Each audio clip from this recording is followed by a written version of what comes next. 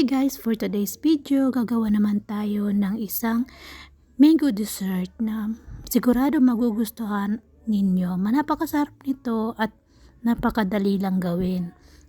Tara, simulan natin. Sa isang baking pan, maglagay tayo ng crushed graham. Magtira lang tayo ng konti para gagamitin natin mamaya. Maglagay tayo ng half cup ng melted butter. Haluin lang natin ng maigi. I-plain lang natin ng maigi ang ibabaw.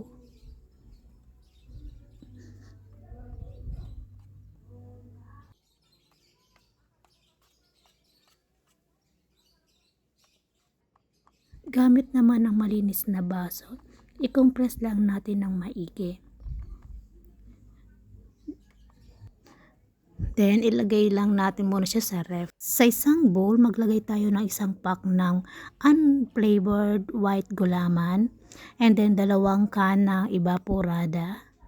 Isang box na malaki ng all-purpose cream.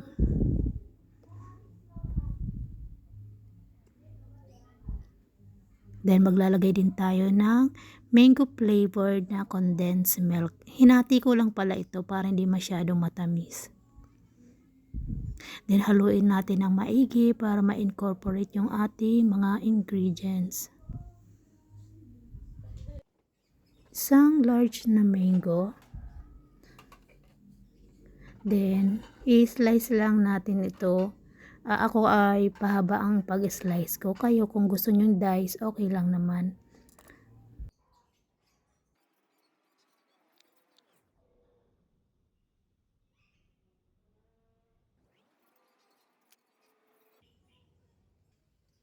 Maglagay na tayo ng mangga sa ating crushed graham. Ipatong lang natin ito sa ibabaw. And then magtira tayo ng kaunti para sa toppings mamaya.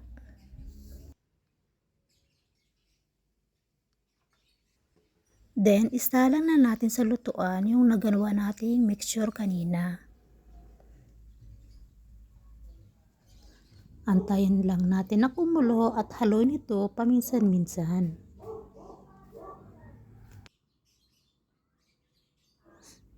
At kapag nag-start ng kumulo, hahungin na natin at ibuhos na natin doon sa ating baking pan.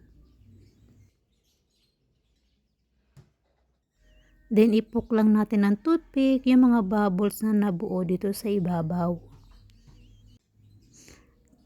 Kapag medyo settle na yung ibabaw, lagyan na natin ng crushed graham. Then, ilagay na natin yung natira nating mangga.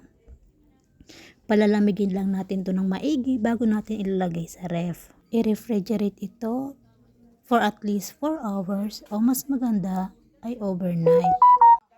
Then, i-unmold na natin yung ating ginawang mango dessert. At ayan, tingnan nyo naman, ready na yung ating mango dessert. So, tingnan nyo naman kung gaano kaganda at kasarap yan. Pwede natin itong panghanda ngayong Pasko or sa New Year. Diba? So, yan lang. Thank you for watching. Bye!